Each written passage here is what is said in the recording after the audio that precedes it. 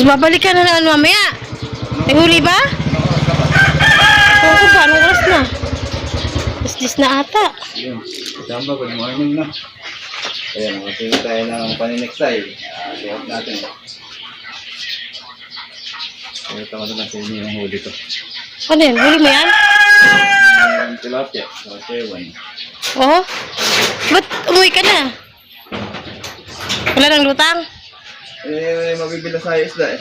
Yung tamba, pasensya na kayo, no? Walang basis sa pang niniksay. Pakita ko na sa inyo yung huli ko. Sabi ko kasi sa'yo, sasama ako eh. Pero susunod, malay mo. Pinag-iisipan ko na kung paano sa inyo mapapakita yung paniniksay. Mahirap eh.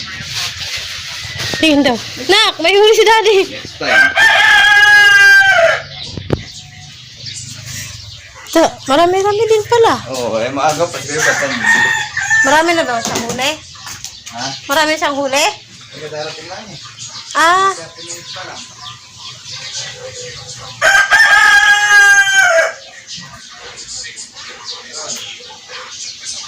Sabi ko, pabalik ako eh. Mabibilis sa kakahuli ko eh. bakit? Di ba siya pwede ibabad sa tubig?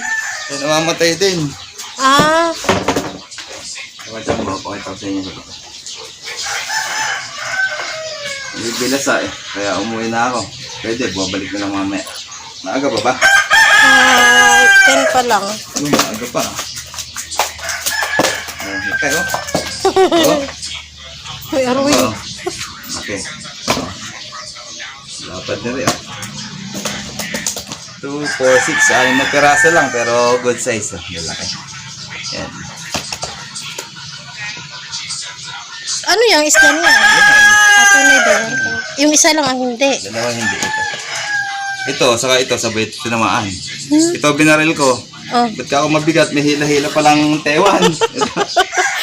May hila-hila palang karpa sa puwit na yun. Dali sa puwit ko. Ito lang binaril ko.